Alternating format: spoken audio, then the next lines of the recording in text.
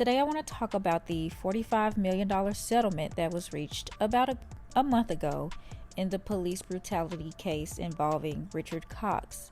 Richard, who goes by Randy, his whole life changed in an instant when he was paralyzed while in police custody.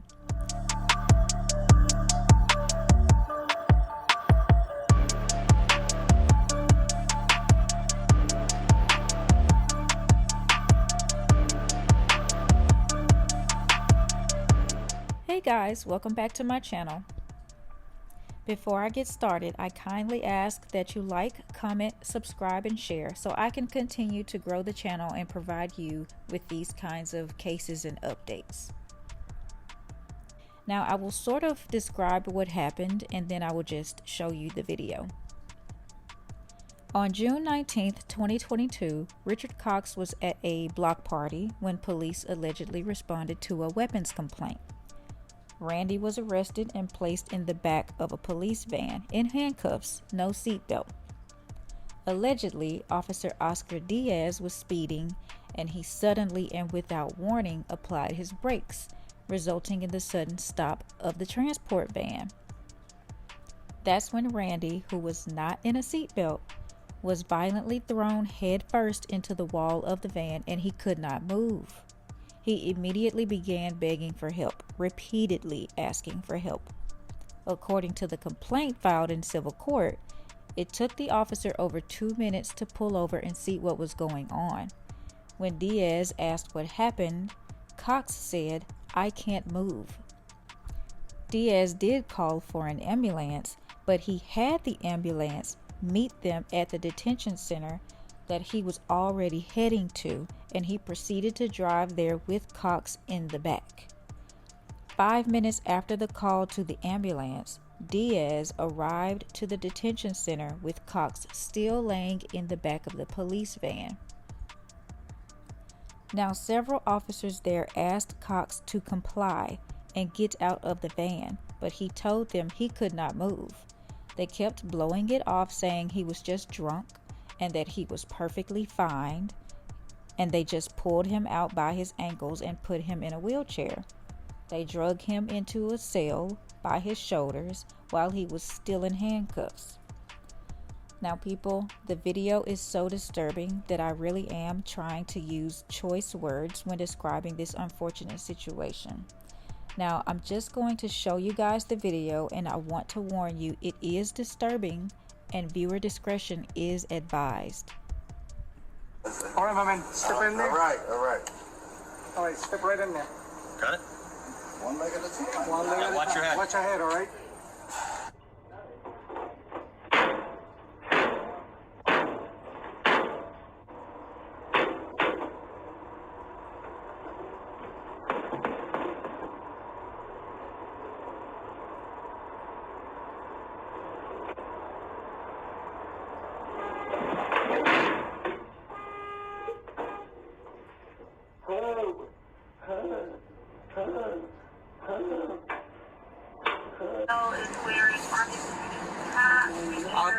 I'm stopping. I'm gonna check you out. What happened? What? You fell. Yes, What happened? Can you move at all? I can't move. What? How your leg is all the way up there? Understand me, listen, brother. All right, I can't move you, so I have to hold on. I'm gonna have to call get an ambulance. Listen, no. Huh? Yes, but understand. Go ahead. I fall. I cannot move my arms. All right, do not move. I can see moving your arm. No. Okay. Look at my hand. All right, hold on. Help.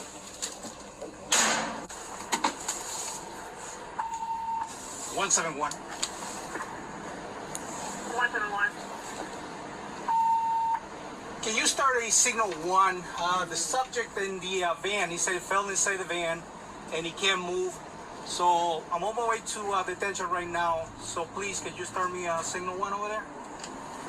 Cox, either we can move you or you can wait till AR moves you. Listen, I can't move. Slide down, my man.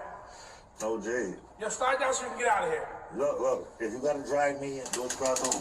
Alright. Fuck what I like. I'll let her relax on this. Alright, there you go. Now, you're almost there. You're almost there. You gotta get your shoulders out. Ready? 1, 2, 3. Stand up. There you go. All right. Get up. How you making out? Ready? Actually, go. Get here. Huh? You ain't cracking. You just drink too much. No, you drink too much. Okay. Sit up. We ain't gonna keep you out.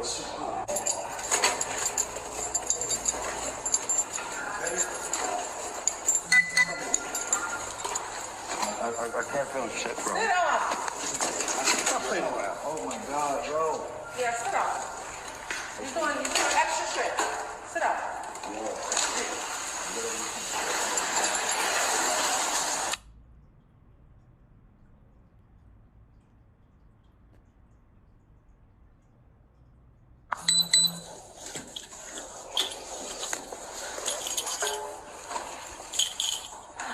Sit up. What else did you have? Did you have any drugs and alcohol?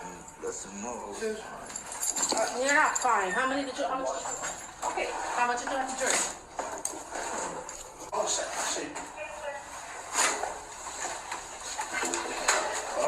Oh my God, yeah, fucking broke my heart.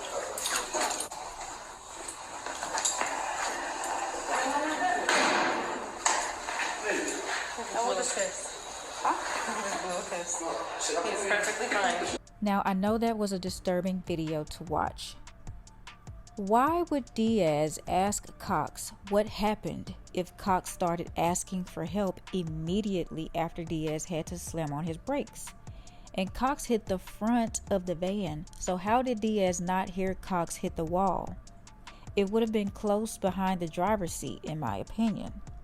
Also, it seems as though the officers at the detention center had a preconceived notion about Cox. They more than likely felt like he was faking, or maybe just too drunk to stand on his own. But I feel that Diaz should have known to say, hey, you guys, he was coherent and standing and walking, talking before I slammed on my brakes. So something is wrong here. He's not faking. But he didn't say that. And imagine what further damage was caused if he sustained an initial injury from his neck after hitting the wall head first, and now being dragged out of the van and thrown into a wheelchair and dragged into a cell to lay on the floor. His neck and spine was never stabilized, so imagine further damage that could have been done. If you really think about it and you look closely, in the van he was able to move his arms, but once he got to the detention center and they started pulling him out of the van, you can see his head dangling, and then it started to appear that he had absolutely no control of his body from the neck down. That is really sad. Now, according to the complaint, his injuries include cervical spine injury or fracture, permanent paralysis below the neck, contusions, abrasions, and injuries to his muscles, ligaments, tendons, and bones, spinal cord injury, permanent scarring, chronic and permanent respiratory conditions, compromised immune system, chronic and permanent health conditions related to mobility, shortened life expectancy, and associated physical pain and suffering. Additionally, he will have these medical expenses for the remainder of his life. Hospitals, physicians, physical therapy, and all other related medical expenses as a result of these injuries caused by the officer's reckless driving. All that changed in the blink of an eye, not to mention him suffering from mental anguish, frustration, and anxiety over the fact that he will remain injured for the remainder of his life. All of this was included in the complaint. On top of that, he's now limited in his ability to engage in his usual occupation that he had prior to the incident. So now he is likely limited on his earnings to provide for his family. Not only his job was affected, but think about his wife or significant other or possibly children. Playtime will forever be altered, so there is no amount of money that can make up for his life changing. Now remember, this incident happened in June of 2022. Police body camera footage and police van video footage began to be reviewed the same month. You would think that criminal charges would be filed immediately after police officials saw the footage. But it wasn't until after Attorney Crump announced that he would be filing a lawsuit on behalf of the family against the New Haven Police Department that after that, in November, misdemeanor charges against the police involved were announced. Now, I want you all to understand why that is a slap in the face. A misdemeanor is typically a crime punishable by less than 12 months in jail, not even prison. 12 months. Understandably, the family wasn't in agreement with this because how can you compare 12 months to a life sentence of being paralyzed forever when you otherwise would not have been if this incident never occurred? That's terrible. Now, apparently, this is the largest settlement involving police misconduct to date. Previously, it was the $27 million George Floyd settlement against the Minneapolis Police Department. I say that to say, even with us taking these incidents through the civil court system, they still have not learned their lesson when it comes to the mistreatment of people of color. Now is not the time to not sue them. Let me just say that Attorney Ben Crump is doing the Lord's work. Yes, there are some people out there who say that he is predatorily getting rich off the backs of cases like this, but that's just not what's happening here. This man gets it, and I'm trying to use this channel to help all of us get it. Now, let me just read this quote from him that he recently made, and hopefully that will explain it more clearly. Quote, "My endeavor has been very consistent.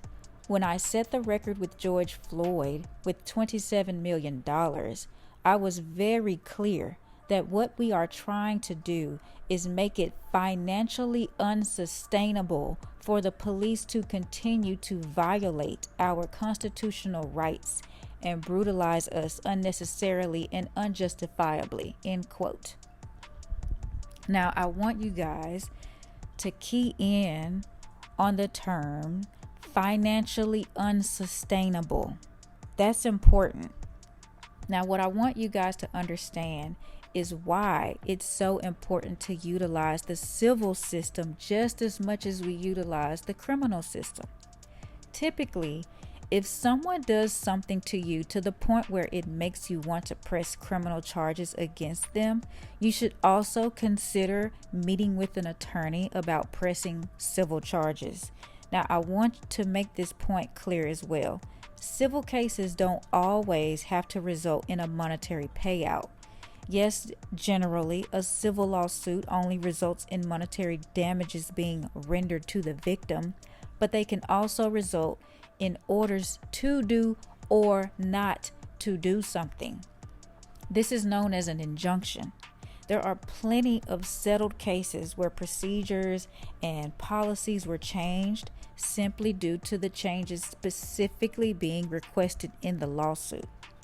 So this can really be used in our favor. Now, some people argue that police officers as individuals should be held responsible financially to pay restitutions in situations like this. But I don't think that solves the overall problem. Yes, that will hurt officers' pockets and could force them to be more vigilant when making these types of decisions. So I do agree with that to a certain extent. However, I am a realist and I have 2 degrees in this field. So I'm going to say that that is just not feasible. These local governments are insured. So when they are sued, insurance companies pay. When these insurance companies pay large lump sums, they begin to pay attention to what's happening because money out also affects money that they make and keep. So I project that when enough becomes enough for them, these insurance companies will put stipulations on these cities and police departments.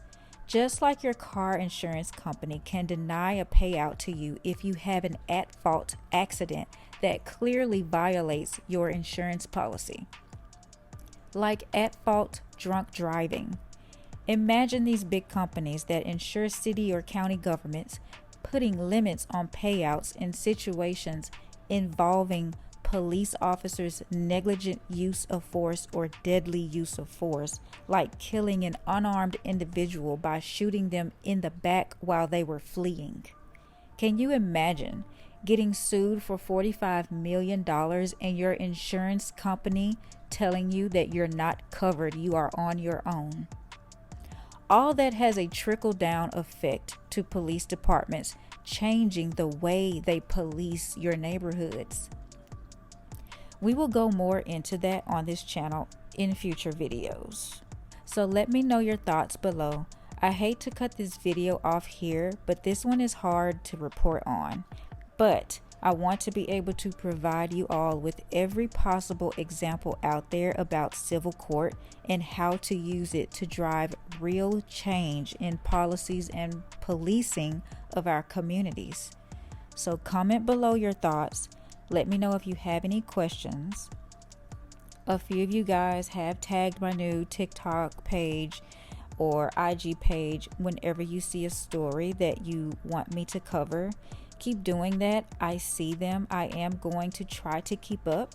It's a new page, so give me some grace as I build.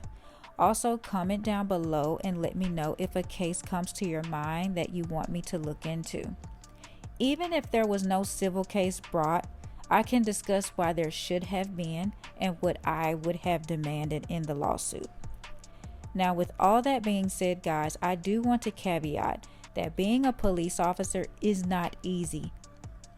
And it is a very thankless job. But we need policies and procedures to positively change to ensure the safety and security and trust of all public servants as well as its citizens. And that is the goal of this channel. So thank you guys for watching, and be sure to continuously send love and light to Randy Cox and his family and close friends. Until next time, the revolution will be financial.